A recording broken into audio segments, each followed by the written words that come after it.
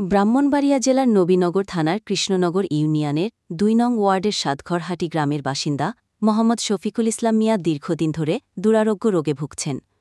বর্তমানে তার একটি পায়ে মারাত্মক পচন ধরে গেছে। চিকিৎসার জন্য জরুরি অপারেশন প্রয়োজন হলেও অর্থের অভাবে তা সম্ভব হচ্ছে না। চিকিৎসা ব্যয় মেটাতে না পারায় মানবিক বিপর্যয়ের মুখে পড়েছেন শফিকুল ইসলাম এবং তার পরিবার। এমত অবস্থায় নবীনগরের তরুণ আলেম এবং সমাজসেবক মুফতি জাফর আহমদ সাদেকি মানবিক উদ্যোগ গ্রহণ করেছেন শফিকুল ইসলামের চিকিৎসার ব্যয়ভার বহনের জন্য। তিনি এক বিবৃতিতে বলেন, প্রিয় নবীনগরবাসী ও প্রবাসী ভাইরা, আমাদের এলাকার এক অসহায় মানুষ আজ মৃত্যুর সঙ্গে লড়ছে।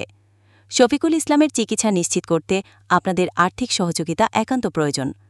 ইতোমধ্যে অনেকেই তার পাশে দাঁড়িয়েছেন। আপনাদের সবার অংশগ্রহণে আমরা তার চিকিৎসা নিশ্চিত করতে পারব ইনশাল্লাহ।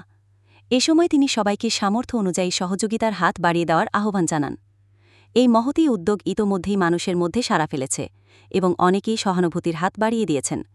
এখন প্রয়োজন আরও বৃহৎ সহযোগিতা, যাতে শফিকুল ইসলামের চিকিৎসা বিলম্ব না হয়।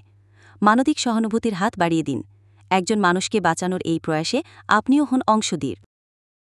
ভয়েস অব ব্রাহ্মণবাড়িয়া, সংবাদে সারাক্ষণ।